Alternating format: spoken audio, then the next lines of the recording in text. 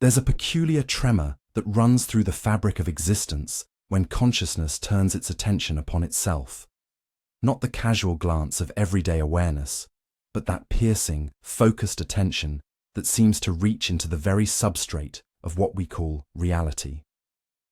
Terence McKenna understood this with a clarity that bordered on the visionary, that the act of observation is not passive reception, but active participation in the unfolding of the cosmos.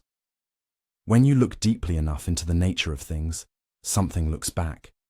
And in that mutual recognition, reality itself undergoes a transformation. Consider for a moment the quantum experiments that have puzzled physicists for nearly a century. The double-slit experiment, that elegant demonstration of nature's fundamental strangeness, reveals something profound about the relationship between observer and observed. A particle, when unobserved, behaves as a wave of probability, spreading out across space in a ghostly superposition of potential states. But the moment you measure it, the moment you look, the wave function collapses and the particle assumes a definite position. The orthodox interpretation tells us that observation creates reality, or at least precipitates it from the realm of pure potential into the domain of the actual. But McKenna went further. He suggested that this wasn't merely a quirk of subatomic particles, but a fundamental principle woven into the very structure of existence. The universe, he proposed, is not a dead mechanism grinding through predetermined motions, but a living, responsive entity that notices when it's being noticed.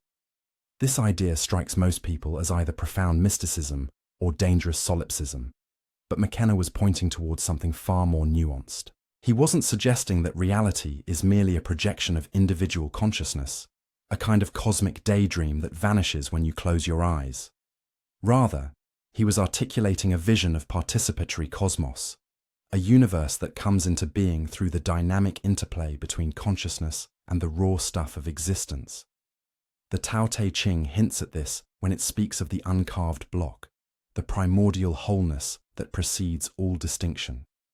Before observation, before naming, before the categorizing mind splits the world into subject and object, there exists only undifferentiated potential. And yet, paradoxically, it is through the very act of distinction, through consciousness recognizing itself, that the universe achieves its fullest expression. McKenna often spoke of the psychedelic experience as a kind of ontological laboratory where these principles could be directly observed and experimented with. Under the influence of psilocybin or DMT, the normally stable boundaries between self and world become permeable, fluid, responsive. The environment seems to react to your thoughts, to anticipate your intentions, to engage in a kind of telepathic dance with your consciousness. Skeptics dismiss this as hallucination, as the brain misfiring and creating false patterns. But McKenna asked a more interesting question. What if these substances don't create the experience, but rather remove the filters that normally prevent us from perceiving the responsive nature of reality?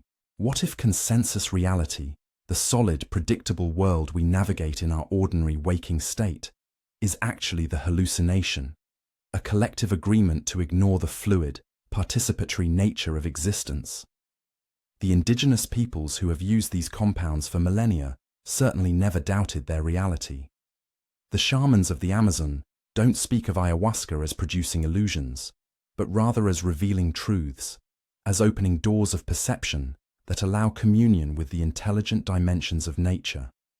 They understand something that Western science is only beginning to glimpse, that consciousness is not a late-arriving accident in a universe of dead matter, but a fundamental feature of reality itself, perhaps its most fundamental feature. The plants are teachers, they say, because they possess their own form of awareness, their own intelligence. And when human consciousness interfaces with plant consciousness through these sacred molecules, both are changed. The observer and the observed enter into a relationship, and in that relationship, new realities are born. This brings us to one of McKenna's most radical propositions, that language itself is a technology for manifesting reality. Words are not mere labels we attach to pre-existing things, but rather incantations that call things into being. When you name something, you don't simply acknowledge its existence, you participate in creating it. The biblical creation story understood this. In the beginning was the Word, and the Word was with God, and the Word was God. Through language, the undifferentiated chaos of pure potential is organized into the cosmos, the ordered universe. But language is not static. It evolves, it grows, it responds. And as our language becomes more complex, more nuanced, more capable of describing subtle states and relationships, the universe itself becomes more complex, more nuanced, more capable of expressing subtle states and relationships. McKenna saw human history as a kind of accelerating conversation between consciousness and cosmos, a feedback loop in which each increase in complexity enables further increases. The development of language allowed us to share experiences, to build collective knowledge, to imagine possibilities beyond our immediate circumstances. The invention of writing extended this process across time, allowing the insights of one generation to inform the next. The development of mathematics gave us a language precise enough to describe the fundamental laws of physics, and each of these advances in our ability to observe and articulate reality seem to correlate with changes in reality itself, or at least in our experience of it. But here's where it gets truly strange, where McKenna's vision veers into territory that makes even sympathetic listeners uncomfortable. He suggested that this process is not random but teleological, that it's heading somewhere, being drawn towards some ultimate point of complexification and consciousness that he called the transcendental object at the end of time. Reality, he proposed, is not being pushed from behind by mechanistic causation, but pulled from ahead by a kind of cosmic attractor, an omega point where consciousness and cosmos merge completely, and the agents of this process, the primary vectors through which the universe is moving toward this goal, are human beings, or more precisely, human consciousness, when it turns its full attention upon the nature of reality itself. This idea of a teleological universe, of time moving toward a predetermined goal, runs counter to the prevailing mechanistic worldview of modern science. We're taught that the universe is fundamentally meaningless, that any appearance of purpose or direction is just pattern-seeking behavior by evolved nervous systems trying to make sense of chaos. The second law of thermodynamics tells us that entropy always increases, that the universe is running down toward a state of maximum disorder, heat death, the end of all differentiation and complexity. How can McKenna's vision of accelerating complexity toward an ultimate unity be reconciled with the scientific understanding of a universe trending toward dissolution? Perhaps the answer lies in understanding that entropy and complexity are not opposites, but complementary aspects of the same process. Yes, the universe as a whole is moving toward a state of thermodynamic equilibrium, but within that overall trend, there are local pockets where complexity increases, where order emerges from chaos. Living systems are such pockets. They maintain their organization by exporting entropy to their surroundings.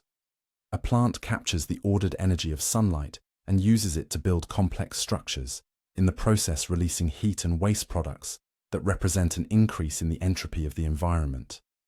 The plant maintains its internal order at the expense of increasing disorder elsewhere. But consciousness does something even stranger. It not only maintains order locally, but seems to create new orders, new patterns, new possibilities that didn't exist before. A human being observing a sunset doesn't just maintain their physical structure. They generate subjective experience, meaning aesthetic appreciation, things that have no obvious place in a purely physical description of photons scattering through atmosphere. And when that human being describes the sunset to another person, or paints it, or writes a poem about it, they externalize that inner experience. They make it available to other consciousnesses. The sunset, in a sense, becomes more real through being observed and articulated.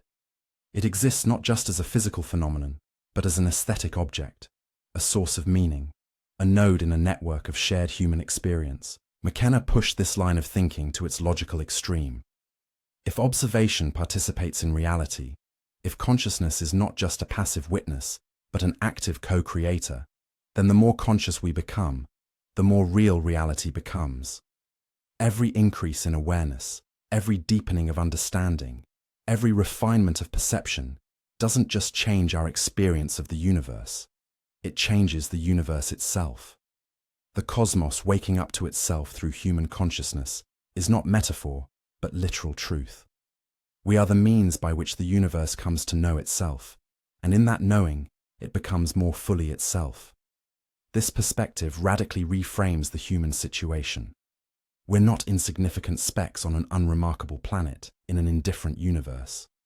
We're essential participants in an evolutionary process of cosmic scope and significance. Our observations matter because observation itself matters. It's the mechanism by which potential becomes actual, by which the quantum foam of raw possibility crystallizes into the definite, concrete reality we experience. And if this is true, then every moment of genuine attention, every act of clear perception, every instance of consciousness fully present to what is, constitutes a kind of creative act, a collaboration with the universe in bringing forth new dimensions of being. But McKenna wasn't naive about this. He understood that not all observation is equal, that there's a difference between the shallow, distracted scanning we do most of the time and the deep, sustained attention that actually transforms what it touches. The modern world, with its constant stream of fragmentary stimuli, its addiction to novelty and speed, militates against the kind of focused awareness that can penetrate to the responsive core of reality. We're trained to skim the surface, to multitask, to divide our attention among a dozen competing demands. And in doing so, we forfeit our birthright as conscious beings, the ability to participate knowingly in the creation of reality. The psychedelic experience, as McKenna described it, offers a kind of remedial training in attention.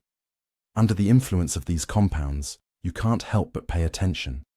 The ordinary becomes extraordinary, the familiar becomes alien, and the mind is forced out of its habitual patterns of shallow processing. A simple object, a leaf, a stone, a flame, can become infinitely absorbing, revealing layers of complexity and beauty that are normally invisible. Time dilates, stretching moments into eternities, allowing consciousness to explore dimensions of experience that are usually glossed over in the rush of normal life. And in this state of heightened attention, the responsive nature of reality becomes apparent. The universe notices that you're noticing it, and it responds. Skeptics will object that this is precisely what you'd expect from a drug that's distorting your perception, creating false signals, making you see patterns that aren't there. And there's certainly truth to the claim that psychedelics alter perception. That's their defining characteristic. But McKenna's point was more subtle. He wasn't arguing that the psychedelic state gives you access to some objective, unfiltered reality, whatever that might mean. Rather, he was suggesting that our normal waking consciousness is itself a highly filtered, edited version of a much richer, more complex reality.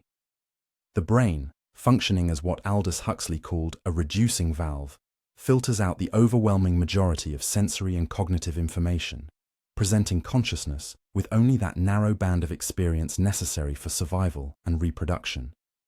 From this perspective, psychedelics don't create hallucinations so much as they temporarily disable the reducing valve, allowing consciousness to access broader bands of experience. Some of what floods in may indeed be internal, patterns generated by the brain itself, but some of it may be genuinely external, aspects of reality that are normally filtered out because they're not biologically relevant. The question of which is which, of what's really real and what's merely subjective projection, becomes moot. All experience is a collaboration between consciousness and world, a co-creation that emerges from their interaction. What matters is not whether a particular experience corresponds to some hypothetical observer-independent reality, but whether it's coherent, whether it deepens understanding, whether it enables more effective action and richer meaning. And by this criterion, the insights that emerge from psychedelic states often pass with flying colors.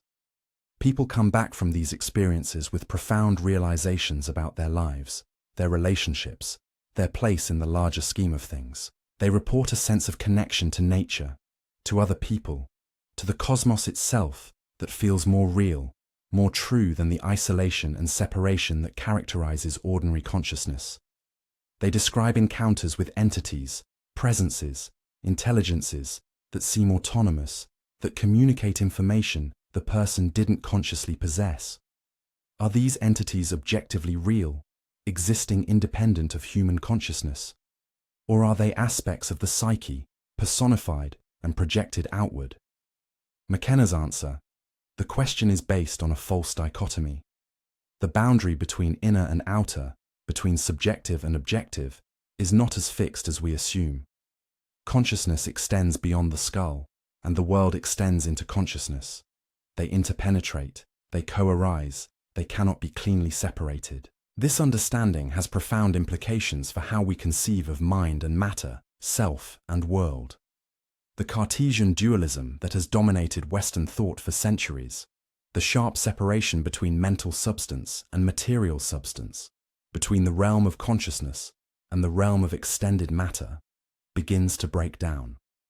So too does the more recent materialist reductionism that attempts to explain consciousness as nothing but neural correlates, as patterns of electrochemical activity in the brain. Neither dualism nor reductionism can account for the participatory, co-creative relationship between observer and observed that McKenna was pointing toward. Perhaps a better model is something like the one implied in Buddhist philosophy, particularly in the Yogacara school's concept of mind only, or the Madhyamaka dialectic of emptiness and form. These traditions suggest that neither mind nor matter has independent, intrinsic existence. Rather, both arise together, interdependently, each depending on the other for its very being. There is no consciousness without an object of consciousness, and there is no object that is not in some sense constituted by consciousness's relationship to it.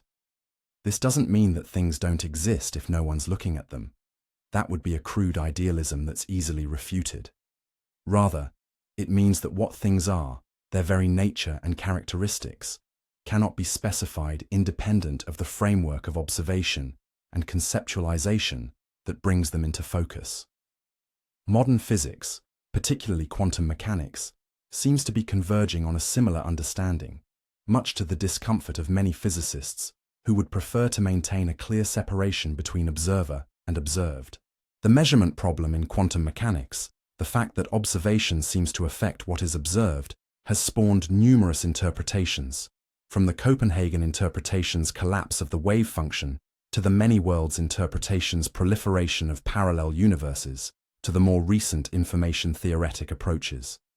But all of them, in one way or another, grapple with the unsettling implication that consciousness plays a role in determining physical reality. McKenna embraced this implication enthusiastically. For him, the quantum mechanical evidence that observation affects reality was not a problem to be explained away, but a clue to the fundamental nature of existence. It suggested that consciousness is not a marginal phenomenon, a curious quirk of sufficiently complex information processing systems, but a central feature of the cosmos, perhaps its defining feature. Matter, he speculated, might be nothing more than frozen consciousness, patterns of awareness that have crystallized into stable, repeating forms. And if that's the case, then the evolution of life, and particularly the evolution of increasingly complex nervous systems capable of increasingly sophisticated forms of consciousness, represents matter waking up, consciousness unfreezing, the universe returning to awareness of itself. This is not panpsychism in the usual sense, the idea that all matter has some form of primitive consciousness. Rather, it's more radical, the suggestion that consciousness and matter are not two different kinds of things, but two aspects of a single underlying reality, perhaps two ways of describing the same processes from different perspectives. The physicist's equations describe the objective, third-person structure of reality. The phenomenology of consciousness describes the subjective, first-person experience of that same reality from the inside. Both descriptions are valid, both are necessary, and neither can be reduced to the other. They're complementary, in the same way that wave and particle descriptions of light are complementary in quantum mechanics. You need both to have a complete picture, even though they seem contradictory from certain angles. McKenna saw the psychedelic experience as a kind of bridging phenomenon, a a state in which the usually separate domains of objective and subjective, matter and mind, observer and observed, become permeable to each other. In that state, you can directly experience what's normally only accessible through abstract reasoning. The participatory nature of reality, the way your consciousness shapes what you perceive, the way the world responds to your attention. This isn't proof in any scientific sense. It's experiential knowledge, gnosis, a direct acquaintance with truth that bypasses conceptual understanding. You don't just think that reality is responsive. You feel it, you see it, you interact with it. And this raises the question, if our normal waking consciousness filters out this responsive aspect of reality, why? What evolutionary advantage is there in not perceiving the way the world reacts to our attention? McKenna's answer, following Huxley, was that survival in the physical world requires a narrow focus, a practical orientation toward immediate threats and opportunities. An organism that was continuously aware of the infinite depths and multidimensional complexities of existence would be paralyzed, unable to act decisively in the face of danger or opportunity. The reducing valve of normal consciousness allows us to function effectively in the material realm by bracketing out the vaster dimensions of reality that aren't immediately relevant to survival. But there's a cost to this filtering. By narrowing our focus to the merely practical, we lose touch with the larger context of meaning and purpose. We become, in Heidegger's terms, absorbed in the world of ready-to-hand tools and instrumental relationships, forgetting the question of being itself, the sheer mystery and wonder that anything exists at all. We fall into what the existentialists called bad faith, living on autopilot, following scripts written by genetics and culture, never fully present to the radical freedom and responsibility that comes with conscious existence. The psychedelic experience, by temporarily shutting down the reducing valve, confronts us with that reality we normally avoid. It strips away the comfortable illusions, the habitual patterns, the unexamined assumptions, and presents us with existence in its raw, unmediated immediacy. And often, this is terrifying. People report feeling overwhelmed, losing their sense of self, experiencing ego death, the dissolution of the boundaries that normally separate the individual consciousness from the larger field of awareness. This can be experienced as annihilation, as a kind of death, even though the physical body remains unharmed. And in a sense, it is a death.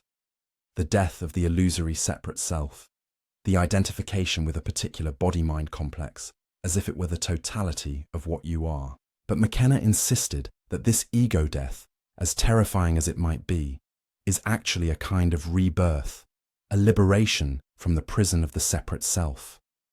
On the other side of that dissolution is a recognition of your fundamental nature as consciousness itself, not limited to any particular form or identity. You realize that the you normally take yourself to be is a construction, a useful fiction, but a fiction nonetheless.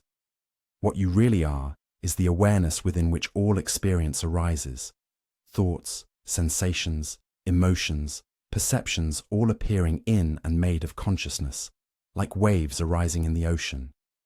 And this consciousness is not separate from the world. It is the interiority of the world, the way the universe experiences itself from this particular vantage point. This realization, which mystics have described across cultures and centuries using various terminologies, doesn't necessarily stick. Most people return from the psychedelic experience to their ordinary consciousness, retaining perhaps some residual insight or shift in perspective, but fundamentally reintegrating with their familiar identity and worldview. And this is probably necessary. Complete and permanent ego dissolution would make it impossible to function in society, to maintain relationships, to hold down a job, to navigate the practical demands of embodied existence. The separate self, for all its illusory nature, is a functional adaptation, a necessary organizing principle for living in the world. But having glimpsed beyond it, having experienced even temporarily the responsive, participatory nature of reality and the larger consciousness within which individual identity arises, changes something fundamental. You can't fully forget what you've seen. And this creates a tension, what McKenna called the burden of vision, knowing that consensus reality is not the whole story, that there are deeper dimensions of existence that are normally invisible, but having to continue living within the constraints of the ordinary world. How do you integrate the extraordinary insight with the ordinary life? How do you maintain awareness of the responsive universe while still paying your taxes, buying groceries, showing up to work on time? McKenna's answer was something like what the Buddhists call skillful means, finding ways to maintain some degree of expanded awareness while still functioning in the world, developing practices and disciplines that keep you connected to the deeper reality even as you navigate surface concerns. This might involve regular meditation, time in nature, creative expression, or periodic returns to the psychedelic state. Different paths work for different people. What matters is not losing the thread, not falling completely back into the trance of ordinary consciousness where you forget that reality notices you noticing it. Because when you do maintain that awareness, when you keep alive the recognition that your consciousness participates in creating reality, everything changes. Not necessarily in dramatic, obvious ways. You're not suddenly able to levitate or manifest material objects through thought alone. Rather, the change is more subtle, but perhaps more profound. You become aware of the constant feedback loop between your inner state and your outer experience. You notice how your mood affects what you perceive, how your expectations shape what happens, how your attention draws certain possibilities forward while others recede into the background. This isn't magical thinking, at least not in the sense of belief in supernatural forces that violate natural law. It's more like becoming conscious of natural laws that operate at levels of reality we usually ignore. The psychological research on confirmation bias, selective attention, and the self-fulfilling prophecy all point toward the ways our consciousness shapes our experience of reality. When you expect the worst, you tend to notice evidence that confirms your expectation and overlook evidence that contradicts it, and your behavior subtly shifts in ways that make the worst more likely to happen. Conversely, when you expect the best while remaining grounded and realistic, you notice opportunities you would otherwise miss, and your behavior naturally aligns with bringing positive outcomes about. McKenna extended this principle beyond the merely psychological, suggesting that consciousness affects not just our perception and behavior, but the actual fabric of reality at a deeper level. Synchronicities, meaningful coincidences that seem too perfect to be random, become not mysterious anomalies but expected features of a responsive universe. When you're deeply engaged with a question or problem, pursuing it with focused intention, relevant information seems to appear serendipitously. You happen to pick up a book that addresses exactly what you've been pondering. You run into someone with knowledge you need. You have a dream that provides a missing piece of the puzzle. From a purely mechanistic perspective, these are just coincidences, selection bias, the tendency to remember hits and forget misses. But from McKenna's participatory perspective, they're evidence of the universe noticing your attention and responding, reality organizing itself around consciousness in ways that defy purely local, mechanistic explanation. The question is whether this is testable, whether it's anything more than an unfalsifiable belief system that can accommodate any evidence by interpreting it through the lens of participation. And here we encounter the limits of the scientific method as typically practiced. Science is built on the assumption of observer independence, that a properly designed experiment should yield the same results regardless of who performs it, that subjective factors can and should be eliminated or controlled for. But if consciousness genuinely participates in reality, if the observer affects what's observed not just in quantum mechanics, but at all levels of reality, then this assumption may be fundamentally mistaken. Not entirely wrong. Obviously, there are repeatable, observer-independent regularities that science has successfully identified and described, but incomplete, missing something essential about the nature of existence. Some scientists are beginning to grapple with this possibility. The field of consciousness studies has grown dramatically in recent decades, with serious researchers investigating phenomena like meditation, psychedelics, near-death experiences, and other states of consciousness that don't fit neatly into the materialist framework. The results are suggestive, if not conclusive. Studies show that meditation can produce measurable changes in brain structure and function, that psychedelics can lead to sustained improvements in psychological well-being, that focused intention may affect random number generators at levels that are statistically significant, though the effect size is small. None of this definitively proves that consciousness shapes reality at a fundamental level, but it's consistent with that hypothesis, and difficult to fully explain within a framework that treats consciousness as a mere epiphenomenon. McKenna himself was not primarily interested in scientific validation. He recognized that science is a powerful tool for understanding certain aspects of reality, the objective, quantifiable, repeatable aspects. But he insisted that it's not the only valid mode of knowledge. Direct experience, particularly in non-ordinary states of consciousness, provides a different kind of knowing, one that's complementary to rather than inferior to scientific knowledge. The mystic who has experienced unity consciousness, the shaman who has communed with plant intelligences, the psychonaut who has encountered the self-transforming machine elves of hyperspace. These people know something real and true, even if what they know can't be easily translated into the language of empirical science. This epistemological pluralism, the recognition that there are multiple valid ways of knowing, is crucial to McKenna's vision. He wasn't rejecting science so much as contextualizing it, pointing out its limits, insisting that the territory of reality is vastly larger than the map that science has drawn. And one of the areas where science is particularly limited is in addressing questions of meaning, purpose, value, the kinds of questions that matter most to actual human lives. Science can tell you how things work, but it can't tell you why they matter. It can describe the mechanisms of consciousness, but it can't explain what it's like to be conscious. It can analyze the molecular structure of a psychedelic compound, but it can't capture the profound sense of cosmic unity that the compound can catalyze. For these dimensions of reality, we need other modes of knowing: phenomenology, contemplation, artistic expression, philosophical reflection, and yes, direct experiential exploration through practices and substances that alter consciousness. These aren't inferior to science. They're addressing different questions, exploring different dimensions of the real.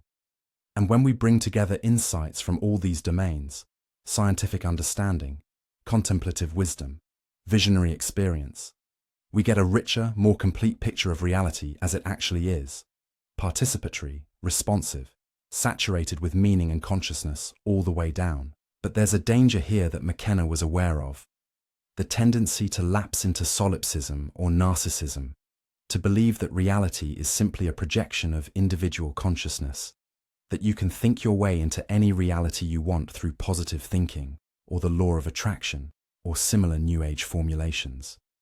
This is a shallow misunderstanding of what participatory consciousness actually means. You don't create reality single-handedly. You participate in its creation, along with billions of other conscious beings, trillions of living organisms, and perhaps the cosmos itself as a unified field of awareness. Your influence is real but constrained, your freedom genuine but situated within larger contexts and structures. The universe notices you noticing it, but it also notices everyone and everything else. Reality is not a blank screen onto which you can project any fantasy you like. It has its own nature, its own structure, its own tendencies and attractors. Your consciousness interacts with that structure, influences it within certain parameters, participates in the ongoing creation of the actual world that emerges from the interplay of all these factors. But you don't control it. You can't simply wish away cancer, or war, or death, or any of the hard realities of embodied existence. The participatory worldview doesn't eliminate suffering or grant omnipotence. It does something perhaps more valuable. It restores meaning, purpose, and agency in a cosmos that materialism rendered cold and indifferent. When you understand that your awareness matters, that your attention shapes reality, not just subjectively, but in some objective sense, responsibility takes on a new dimension. You can't hide behind determinism, can't claim that you're just a helpless product of genes and environment, consciousness along for the ride in a body machine that operates according to mechanistic principles. You're an active participant, a co-creator, And what you pay attention to, what you focus your consciousness on, has consequences that ripple out through the fabric of reality. This is both empowering and sobering. Empowering because it means you're not powerless, your choices matter. Consciousness has genuine causal efficacy. Sobering because it means you're responsible. You can't deflect blame for the quality of your experience or the state of the world onto external forces beyond your control. McKenna often spoke of this as the felt presence of direct experience, a state of being fully present to what is without the mediating filter of conceptual overlay. In this state, you're not thinking about reality, not analyzing or interpreting or judging, just directly experiencing it with complete attention. And in that moment of full presence, the boundary between observer and observed dissolves. You don't just see the sunset, you are the sunset. Your consciousness and the phenomenon merge into a unified field of awareness. This isn't metaphor or poetic exaggeration. It's a direct description of what happens when the reducing valve fully opens and consciousness recognizes itself in and as the world.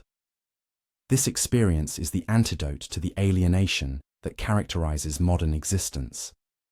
We live in a culture that treats nature as dead matter to be exploited, other people as competitors or resources, and even our own bodies as machines to be optimized. We're disconnected from the living reality that surrounds and includes us, trapped in our heads, isolated in our separate selves. And this disconnection is not just psychologically damaging, it's ontologically mistaken. We are not separate from nature, from each other, from the cosmos. We are nature, local expressions of the universal consciousness that animates all existence. The boundaries we perceive are relative, conventional, useful for certain purposes, but not ultimately real. Recognizing this changes everything. Not immediately, not all at once. The habits of separation run deep, reinforced by language, culture, and the structure of the ego itself. But slowly, gradually, with practice and patience, the participatory understanding can become lived reality. You begin to experience yourself not as an isolated subject confronting an alien world of objects, but as a node in a vast network of relationships, a perspective within the larger field of consciousness that is reality itself. And from this recognition flows naturally an ethic of care, compassion, ecological awareness. When you understand that harming the environment is harming yourself, that exploiting others is exploiting consciousness itself, destructive behavior becomes increasingly difficult to justify or sustain. This brings us to what McKenna saw as the trajectory of human evolution and the purpose, insofar as there is one, of the entire cosmic process. We're not the endpoint. We're nowhere near the endpoint. But we're a crucial stage in the universe's journey toward greater complexity, greater consciousness, greater awareness of itself. Every time a human being looks deeply into the nature of reality, every time consciousness turns its full attention upon existence, the universe achieves a new level of self-awareness. We are the universe's way of knowing itself, and in that knowing, the universe becomes more fully itself, more complete, more actualized. But this isn't automatic or guaranteed. Consciousness can also regress, fragment, lose its coherence and awareness. The forces of entropy, dissolution, and unconsciousness are always present, always threatening to pull things back toward chaos and separation. The work of maintaining and expanding consciousness requires effort, intention, practice. It requires resistance to the cultural programming that would keep us asleep, distracted, consuming rather than creating, reacting rather than reflecting. It requires the courage to look directly at reality without flinching, to confront the mystery and strangeness and sometimes terror of existence as it actually is, rather than as we wish it to be. And it requires community, dialogue, shared exploration. One consciousness alone cannot sustain the expanded awareness. It's too easy to doubt, to dismiss extraordinary experiences as delusion or brain chemistry gone awry. But when multiple consciousnesses compare notes, when many explorers report similar encounters and insights, patterns emerge that suggest something genuinely real is being accessed. The perennial philosophy, the common core of mystical experience across cultures, the experience of unity, of interconnection, of consciousness as fundamental reality. This consistent report points towards something more than individual hallucination or wishful thinking. McKenna envisioned a kind of collective awakening, a phase transition in human consciousness, similar to the transitions that marked previous evolutionary leaps. The emergence of life from non-life, multicellular organisms from single cells, neural systems from simple responsiveness, language from pre-linguistic communication. Each of these transitions represented an increase in complexity and coordination, a new level of organization that enabled capabilities impossible at the previous level. And he believed we're on the cusp of another such transition, a shift from isolated individual consciousness to some form of collective or planetary consciousness that would represent a qualitative leap beyond anything we can currently imagine. This is where his ideas become most speculative, most difficult to evaluate or even articulate clearly. What would planetary consciousness even look like? It's not a hive mind where individuality is lost. That would be a regression rather than an advance. Rather, McKenna seemed to envision something like individual instruments in an orchestra, each maintaining its unique voice while participating in a harmony that transcends what any single instrument could produce. Consciousness would remain plural, distributed across billions of perspectives, but somehow coordinated, able to share information and experience more directly, aware of itself as a unified field, even while manifesting through countless distinct loci. The internet and digital technology have created something like a prosthetic version of this, a global nervous system that connects human minds across space and time.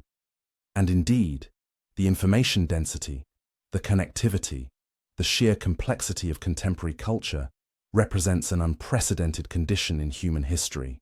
We have access to more knowledge, more perspectives, more possibilities than any previous generation. But McKenna would point out that this is just the infrastructure, the nervous system, without the consciousness to animate it. We're connected informationally, but not experientially. We share data, but not awareness. The technology has evolved faster than the consciousness using it, creating a dangerous asymmetry where we have godlike powers without godlike wisdom. The psychedelic experience, McKenna argued, might be one pathway toward developing the consciousness adequate to our technological moment. By repeatedly confronting the unity underlying apparent diversity, by experiencing the dissolution of boundaries between self and other, by encountering the intelligence embedded in nature itself, we might cultivate the expanded awareness necessary to wield our power responsibly. This isn't about everyone taking drugs. McKenna was clear that psychedelics aren't for everyone, and that there are other paths to expanded consciousness. But for those capable of integrating the experience, psychedelics can serve as a kind of evolutionary catalyst, accelerating the development of consciousness in ways that might take lifetimes through meditation or other contemplative practices alone. Critics worry that this is escapism, turning away from the hard work of social and political change to pursue private experiences of cosmic consciousness. And there's certainly a danger of that, spiritual bypassing, using transcendent experience to avoid dealing with mundane but crucial issues of justice, equality, environmental destruction. But McKenna's vision wasn't quietistic. He believed that genuine consciousness transformation would naturally lead to transformed action in the world. You can't experience deep interconnection and continue to exploit and destroy. You can't glimpse the intelligence of nature and continue to treat the planet as dead matter. You can't encounter the mystery of consciousness and continue to reduce humans to economic units or biological machines. The transformation, if it comes, won't be through revolution in the usual sense, not through violence or coercion or the seizure of power. Those methods operate within the same paradigm of separation and control that created the problems we face. Real transformation comes through consciousness shift, through enough people awakening to the participatory nature of reality that a tipping point is reached and culture itself transforms. This is the archaic revival that McKenna prophesied, not a return to some primitive past, but a recovery of the sense of participation, of partnership between human and nature, consciousness and cosmos, that characterized indigenous cultures before the rise of civilization, with its hierarchies and alienations. And this is where the act of observation, of paying attention, of noticing reality noticing you, becomes not just metaphysically interesting, but practically urgent. Because we're at a critical juncture in human and perhaps cosmic history. The next few decades will determine whether consciousness can successfully integrate and guide the enormous technological power we've developed, or whether that power will be wielded unconsciously, destructively, potentially catastrophically. The choice is not between progress and regress, technology and nature, reason and intuition. Those are false dichotomies. The real choice is between conscious evolution and unconscious drift, between participating knowingly in the creation of reality or being swept along by forces we don't understand and can't control. McKenna's optimism, tempered though it was by awareness of the dangers, rested on his faith that consciousness, once awakened to its own nature and power, would choose life, would choose complexity, would choose participation in the ongoing cosmic project of ever-increasing awareness. The universe, he believed, is fundamentally creative, fundamentally oriented toward novelty and complexification.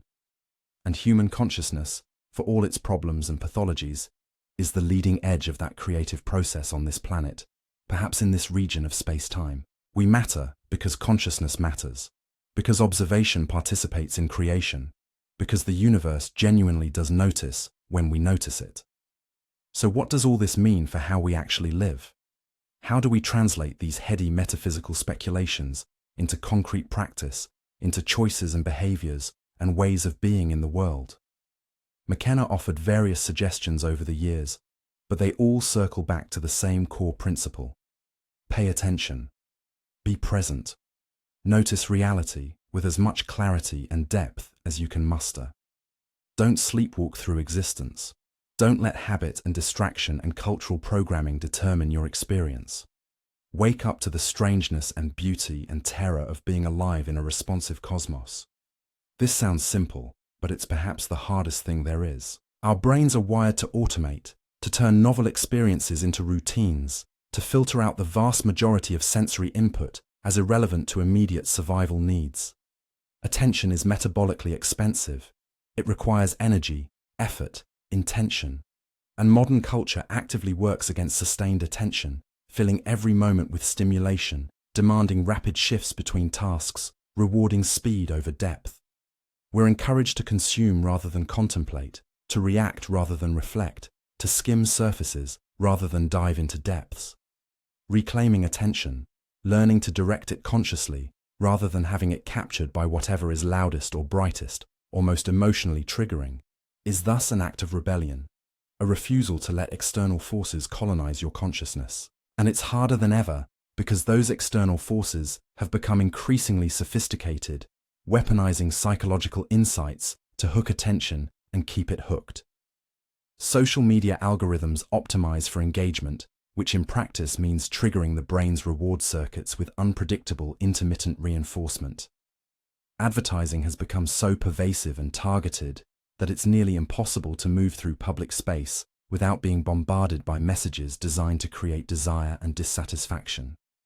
Against this onslaught, traditional practices of attention training, meditation, contemplation, prayer, immersion in nature are not optional luxuries, but essential survival strategies for consciousness itself. If you don't actively cultivate the ability to direct your attention, to sustain focus on what you choose rather than what's chosen for you, you will be swept along by forces that have no interest in your well-being or growth. You'll be a node in someone else's network, a data point in someone else's algorithm, a consciousness that serves purposes other than its own flourishing. But when you do reclaim attention, when you do learn to direct it consciously, something remarkable happens. The world comes alive in ways you'd forgotten were possible. The ordinary reveals itself as extraordinary.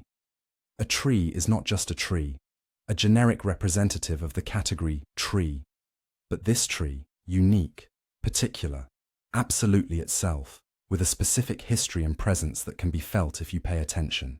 A conversation is not just an exchange of information, but a meeting of consciousnesses, an encounter with another perspective on reality, an opportunity for mutual recognition and possible transformation. Even apparently mundane activities, washing dishes, walking to the store, waiting in line, become opportunities for presence, for noticing, for participating consciously in the moment-to-moment unfolding of existence. And as you develop this capacity for attention, you begin to notice the feedback loops McKenna talked about. Your mood affects what you perceive, but also what you perceive affects your mood, and recognizing this gives you some leverage, some ability to shift things through conscious choice. If you're in a negative spiral, dwelling on problems and threats, you'll notice evidence that confirms your negativity and miss evidence that contradicts it. But if you can shift your attention, even briefly, to something that generates genuine appreciation, or curiosity, or wonder, the spiral can reverse. This isn't fake positivity or denying real problems. It's recognizing that consciousness has some agency in determining what aspects of a complex reality are foregrounded and which recede into background. Synchronicities multiply when you're paying attention in this way. Meaningful coincidences seem to increase in frequency, or perhaps they were always there but you're now noticing them. You think of someone and they call. You need information and it appears. You face a problem and a solution presents itself through an unexpected channel. Again, skeptics can dismiss all this as selection bias and pattern recognition run amok. But from the inside, from the perspective of someone experiencing these synchronicities, they feel significant. They feel like the universe is communicating, responding, engaging in dialogue. And maybe that feeling is more important than whatever objective metaphysical truth might underlie it. Because the effect of perceiving reality as responsive is that you become more responsive yourself. You become more open, more curious, more willing to follow intuitions and explore possibilities. You become more creative, more willing to express yourself authentically rather than playing it safe. You become more alive, more fully present, more engaged with existence. And these changes, whatever their ultimate metaphysical status, are genuinely beneficial. They lead to a richer, more meaningful, more satisfying life experience. This is what McKenna meant when he talked about true hallucinations, experiences that may not correspond to consensus reality, but that are true in a deeper sense, true to the participatory nature of existence, true to the responsive relationship between consciousness and cosmos. The DMT entities that seem so objectively real during the experience, the sense of communication with plant intelligence during an ayahuasca ceremony, the feeling of cosmic unity during a high-dose mushroom journey, these may not be objectively real in the sense that they'd show up on scientific instruments or be perceivable to an outside observer. But they're real experiences. They have real effects.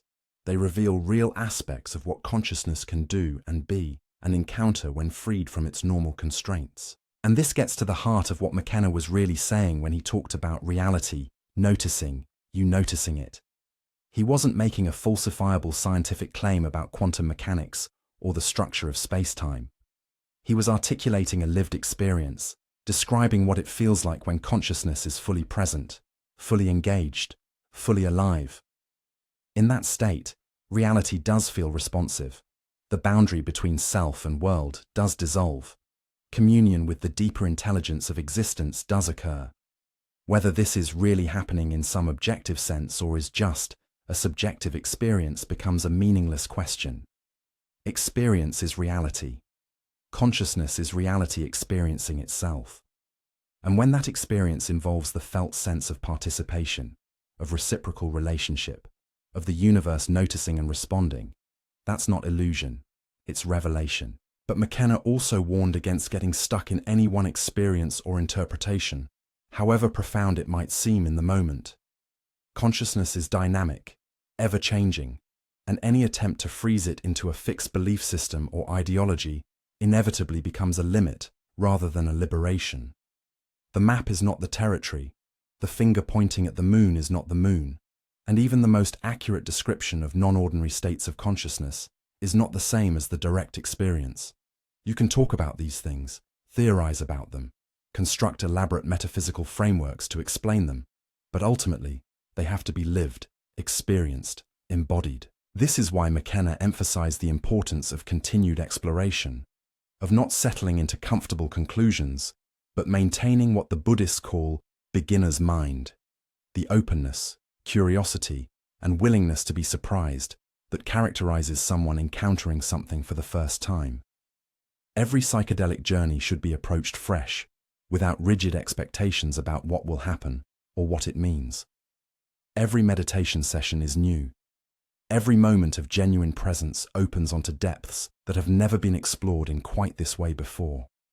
The universe is infinitely rich, infinitely complex, and consciousness can always go deeper, see more, understand better. At the same time, there's value in integration, in taking the insights from extraordinary experiences and finding ways to embody them in ordinary life. The peak experience is important. It shows you what's possible, reveals dimensions of reality usually hidden, catalyzes transformation. But the real work happens in the valleys, in the day-to-day practice of bringing expanded awareness into mundane activities, in the patient process of rewiring habitual patterns, in the gradual integration of new understanding into your basic mode of being in the world. This is where community becomes crucial. You can't do this work alone, or you can, but it's much harder and more likely to go astray. The social matrix we're embedded in powerfully shapes consciousness, either reinforcing expansion and awareness or pulling back toward consensus reality and conventional limitations. If everyone around you treats the material world as the only reality, treats consciousness as a mere epiphenomenon of brain activity, treats mystical experiences as delusion or pathology, it's very difficult to maintain a different understanding. The pressure to conform, to doubt your own experience, to dismiss what you've seen and felt as hallucination or temporary madness is enormous.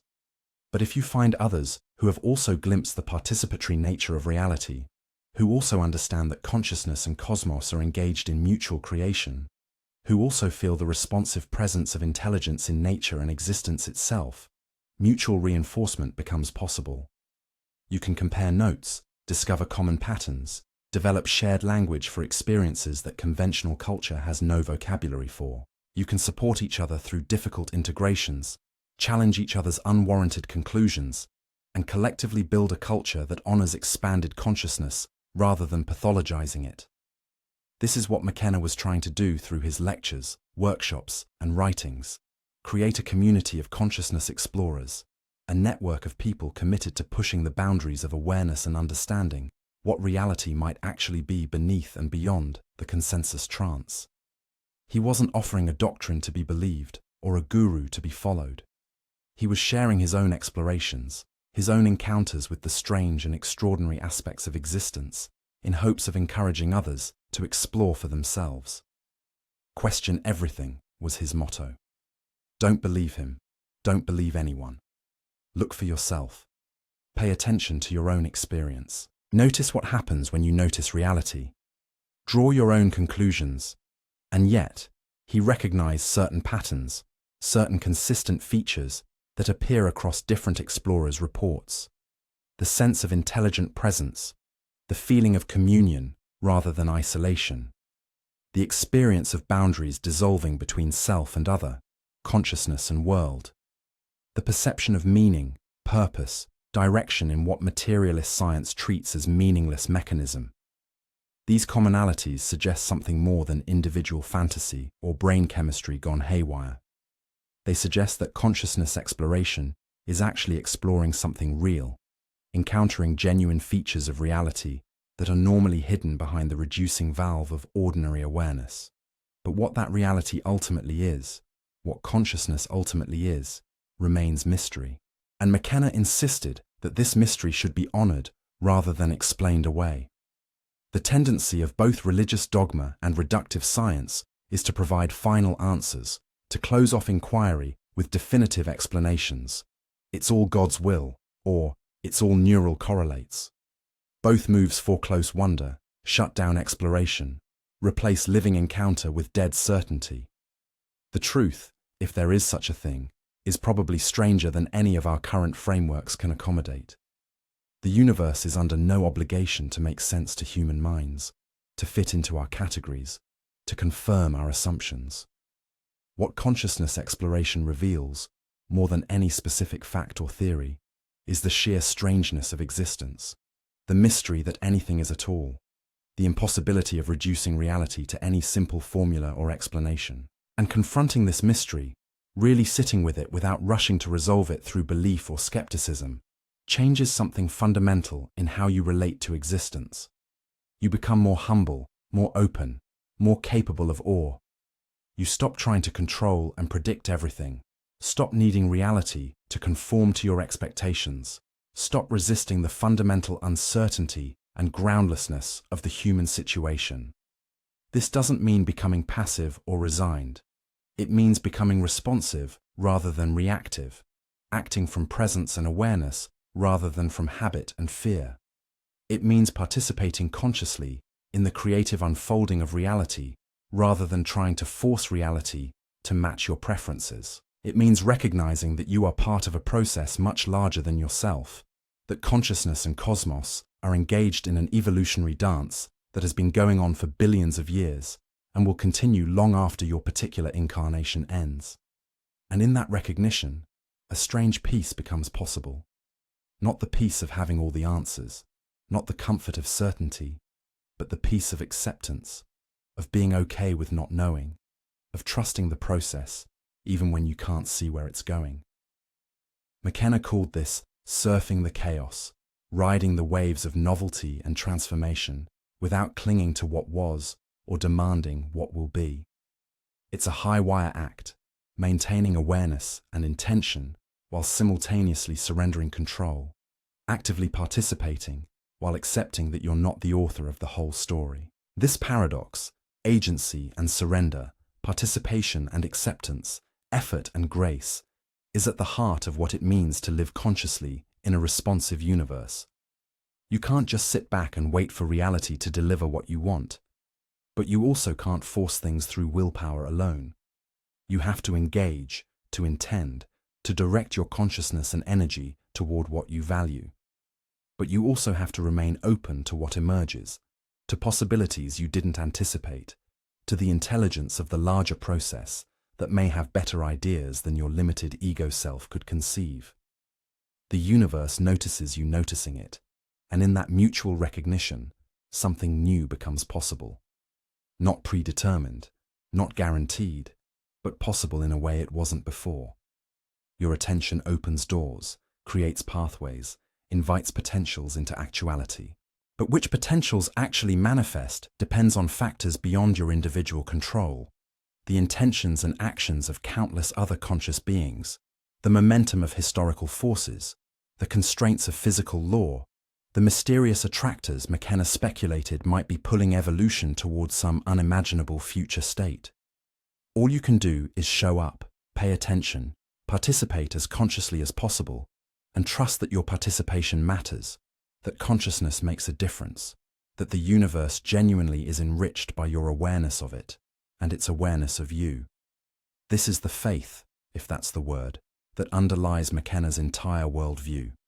Not faith in any particular doctrine or deity, but faith in consciousness itself, in awareness as the fundamental fact and value of existence. Everything else, matter, energy, space, time, physical law, might be, as he speculated, elaborations or crystallizations of consciousness, patterns that awareness takes when it contemplates itself, structures that emerge from the self-organizing dynamics of mind.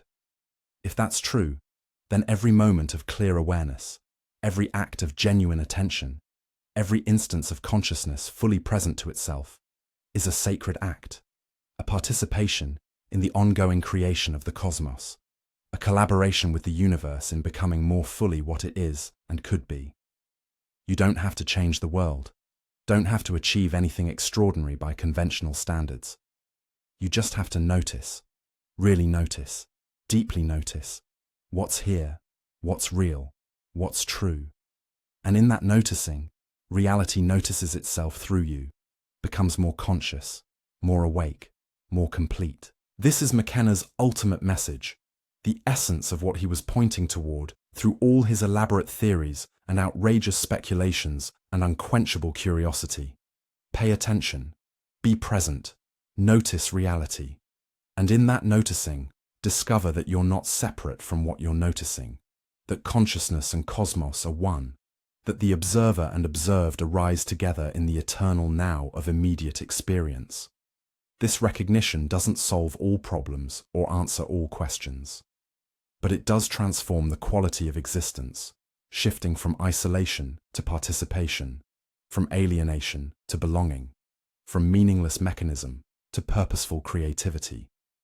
And maybe that transformation, multiplied across enough consciousnesses, sustained over enough time, integrated deeply enough into culture and behavior, could actually change everything, could shift civilization from its current trajectory toward ecological collapse and nuclear annihilation towards something more sustainable, more harmonious, more aligned with the deeper intelligence of nature and cosmos. McKenna allowed himself to hope for this, even while acknowledging the enormity of the challenges we face. Because he'd seen what consciousness can do when it fully awakens to itself, when it recognizes its creative power, when it understands that reality is not fixed but participatory. He'd glimpsed the transcendental object at the end of time, or so he claimed, and it was beyond description, but somehow reassuring, suggesting that the universe knows what it's doing, that consciousness is headed somewhere worth going, that the story ends well, or doesn't end at all, but opens into dimensions we can't currently imagine. Whether you believe that or not almost doesn't matter. What matters is living as if it's true, as if your consciousness makes a difference, as if the universe genuinely notices when you notice it. Because that way of living, regardless of its metaphysical status, is more interesting, more meaningful, more alive than the alternative. It transforms existence from a problem to be solved into a mystery to be explored, from a burden to be endured into an adventure to be embraced. And in a universe that may indeed be fundamentally participatory, fundamentally responsive, fundamentally conscious, that transformation might be the most important work there is.